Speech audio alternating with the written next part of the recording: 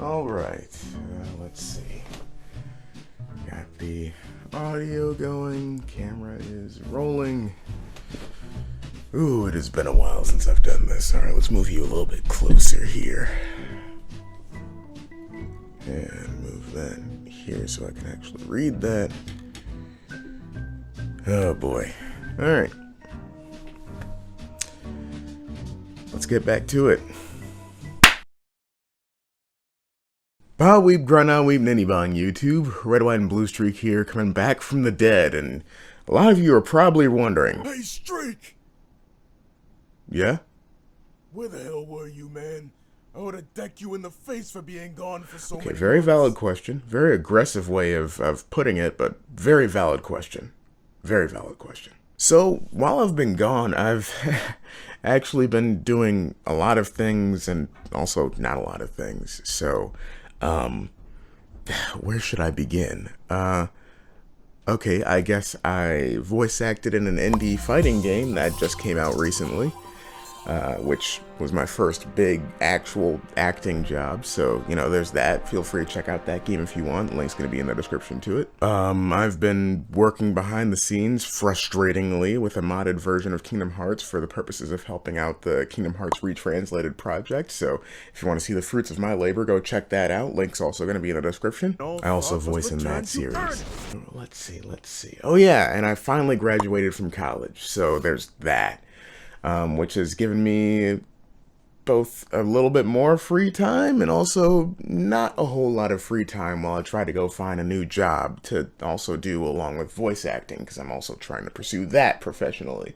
So, yeah, no, it's been an interesting past few months. Oh, and also, you know, I've definitely saved some time for, you know, wallowing in my own loneliness and, you know, thinking about the fragility of mortality, but you know, that's a side thing. That's a side thing.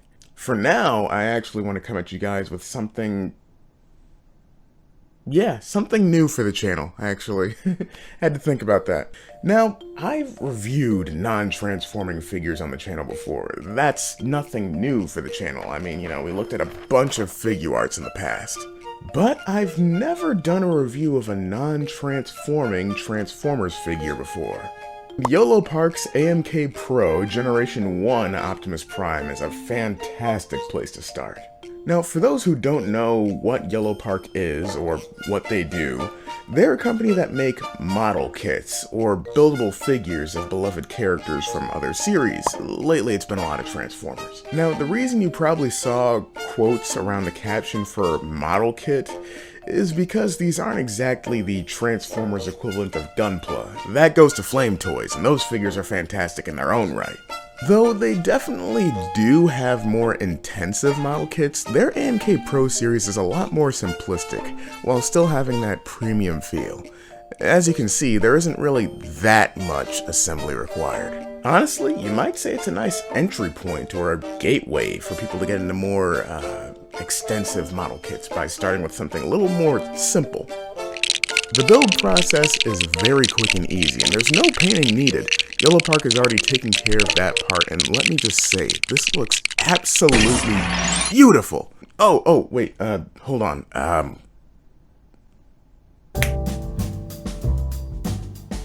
Yolopark have absolutely knocked it out of the park with their Generation 1 and or Skybound Optimus, depending on how you use the figure. The proportions are perfect, the colors are appropriately subtle, yet prominent. The glossy finish is an absolute sight to behold both on camera and in person. And the bits of wear and tear are done tastefully, unlike a certain toy line I know. The materials feel insanely durable with a combination of high quality plastic and some die-cast metal. The sculpt is perfect for our favorite red and blue trucker. They even molded in little wrist communicators like MPO1. And the eyes... he looks kinda... dead. Yeah, the eyes are unpainted, which is slightly disappointing, but this is mainly because of there being an electronic feature for the eyes. Basically, you install a CR927 battery, not included, and tap a magnet to the forehead, also not included. And the eyes light right on up. But I wish there was at least some paint for those eyes, because I personally don't like to have to rely on that feature to make the eyes look more lively. But that's just me. Now, as one can probably imagine, this isn't the most accessory-heavy Optimus Prime to exist. That's still Deuces MP44. Yolopark's Prime comes with his ion blaster that's painted and sculpted just as well as any other Prime's ion blaster. He doesn't hold it the best, at least on my copy, but this accessory is always a must for Optimus. Just like the Energon X, which just attaches where the hands go and looks fantastic.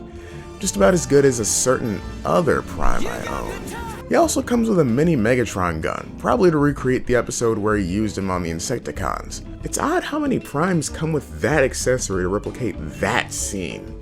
And of course, what would Prime be without his Matrix of Leadership? Well, he'd be Orion Pax, but the Matrix is amazingly sculpted. It's made of plastic and not die-cast, which is a bit of a bummer, but it and the Matrix Chamber are amazingly painted, unlike a certain other Prime I own. Though with the lack of a secondary door, this definitely seems more like a skybound Optimus Prime rather than a full-on G1 Prime. Last thing he has is a stand for display purposes. It's nicely sculpted and everything, but it's largely useless for me unless he's posed flying. He does just fine handling other poses by himself. Everything you could want from a highly posable model kit, you get here. I'm talking ab crunches, I'm talking butterfly joints, the works! Yolopark did not shy away from making this guy a joy to pose, and giving him the articulation to back it up, which I'm eternally thankful for. I think it's no secret that I love this figure. The price of admission is... well, it's a price. But I can say after handling this guy for a while, I certainly got my money's worth. 4 out of 5 is going to be my final score for him, and I wholeheartedly recommend this figure for any Transformers fan that doesn't mind a Transformers figure that is an affront to its very name and everything that it stands for. But this figure is a sin very worth committing.